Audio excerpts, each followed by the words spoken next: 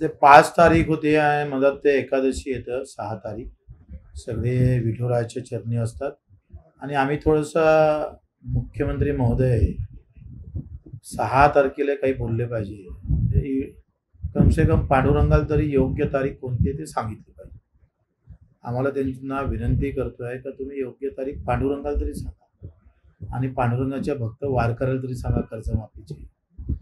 का जो शेतकरी रोज आत्महत्येच्या दारावर उभा आहे त्या पांडुरंगाच्या चरणी प्रार्थना करून विनंती करून नतमस्तक होऊन मुख्यमंत्र्याला विनंती करतोय तर किमान 6 तारखेला तुम्ही ही तारीख योग्य तारीख जाहीर करावी.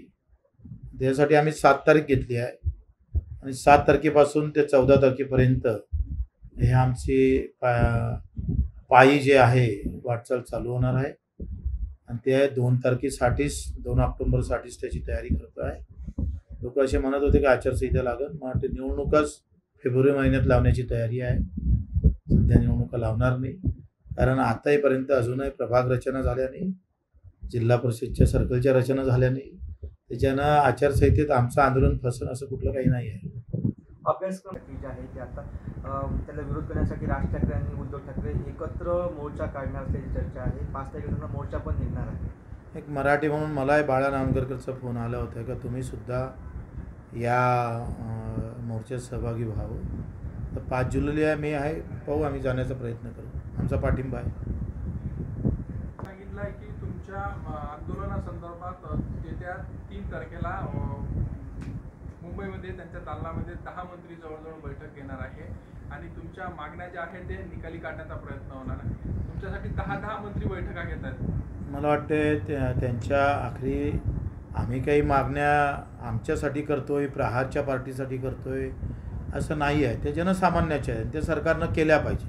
सरकारच्या नजरेतून ज्या मागण्या सुटल्या किंवा जो गरीब सुटलेला आहे त्याच्यासाठी आमचा टाहवा आहे आणि आमचं असं म्हणणं आहे का तुम्ही अदानी अंबानीच्या खिशात पैसे टाकता ते माझ्या गरीबाच्या घरात पैसे येऊ दे ना आणि ते पैसे त्या गरीबाच्या घरात यासाठीच ही मागणी आहे, हे आंदोलन आहे. हा सगळा बजेटचा पैसा गरीबाच्या त्याचा वाटेकरी झाला पाहिजे, त्याच्या घरात त्याच्या खिशात पैसे आले पाहिजे. म्हणून जसं त्याच्या हातात तुम्ही झेंडा दिला तर तुम्ही त्याच्या हातात झेंडा घेऊन निवडून आले, आम्ही त्याच्या खिशात पैसे देऊन त्याच्या आत्महत्या थांबवणार आहे आणि त्यांचं स्वागत आहे.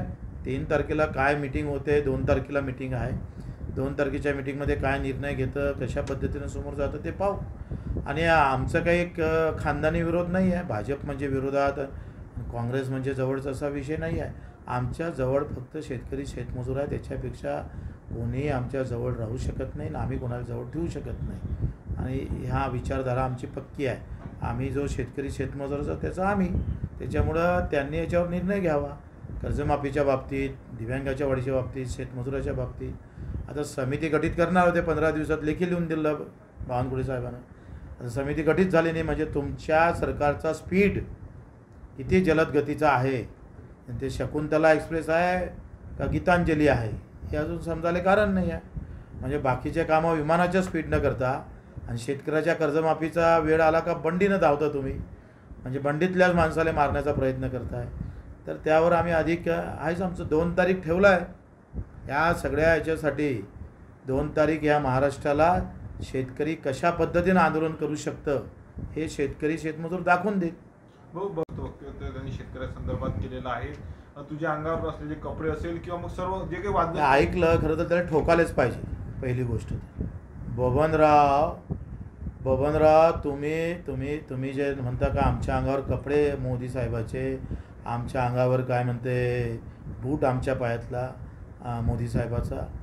तुमचा कदाचित बाप मोदी असू शकतं पण शेतकऱ्याचा बाप मोदी तुम्ही होऊ शकत नाही. शेतकरी तुमचा बाप आहे, समजून घ्या. समजलं नसेल तर तुम्ही सांगा, आम्ही तुम्हाला म्हणाल तिथं समजून यायला तयार आहोत.